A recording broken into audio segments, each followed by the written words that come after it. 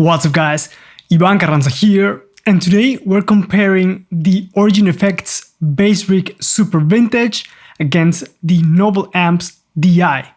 This is something that has been requested several times in the comment section of my videos, so I thought, you know what, let's do this comparison.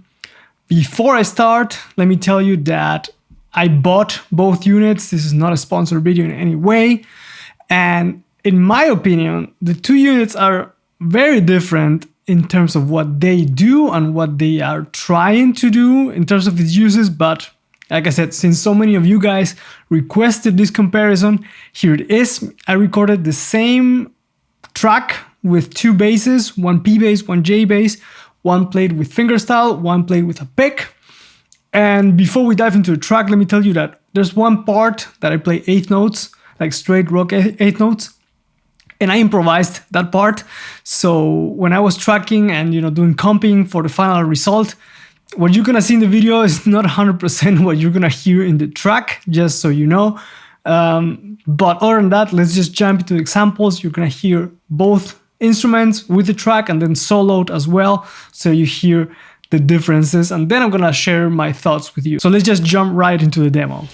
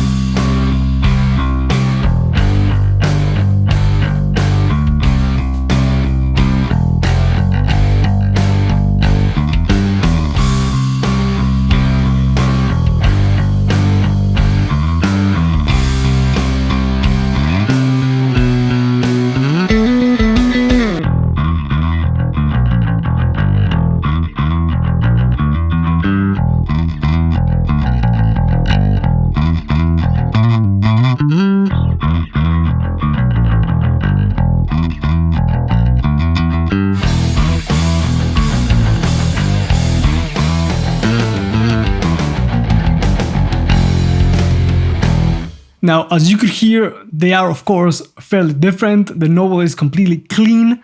The Super Vintage does get dirty. It has some drive in it. It gets dirty. And I think that's the cool thing about it. It's not a clean DI. It can get dirty. It can sound like an amp with some gain, with some distortion. It can also be clean. And I have some videos on my channel where I show how it sounds clean and it sounds great. But those to me are the main differences. The Noble is gonna stay clean always. The Super Vintage is trying to replicate a tube amp that can get cranked up.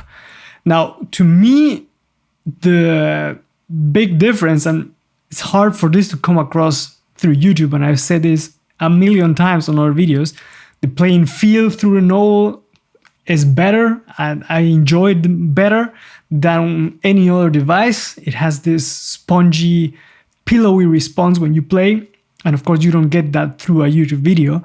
And also what I noticed, and I've also noticed it and commented on this on a couple of other videos, is that here in my studio, when I listen to any track that I play through a Noble and to any other track that I play with other device, the Noble sounds wider, as if there was a wall of low end coming at you.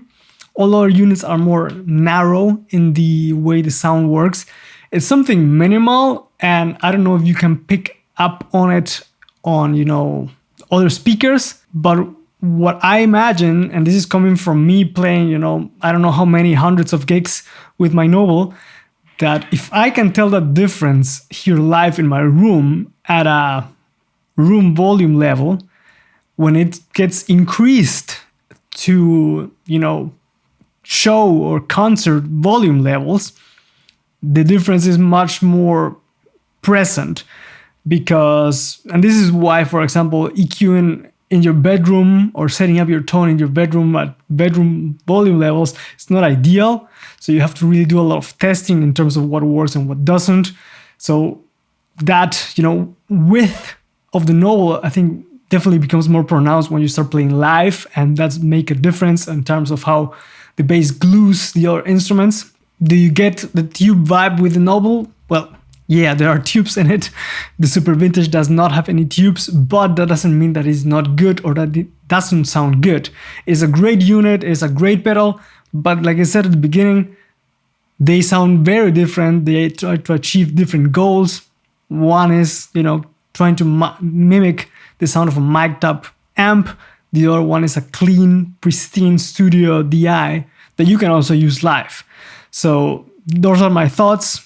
Like I said, I really like both units, and I have to admit, I really like how the P-Bass sounds played fingerstyle through the BassRig. So I played it when I was dialing the sounds, and I thought that was really, really cool. And it didn't take me long at all to find that sound. So in case you were curious, these are the settings that I use on the BassRig. On the Noble, I just boosted up the bass a little bit, and then the treble was at 12 o'clock to get some more, you know, bite on the top end. So I hope you guys liked the video. Let me know what you think in the comments, and as always, don't forget to subscribe and hit the notification bell to stay up to date with the content that's coming to the channel. As always, thank you guys for watching. Let me know what you think in the comments, and I'll catch you guys on the next one. Take care.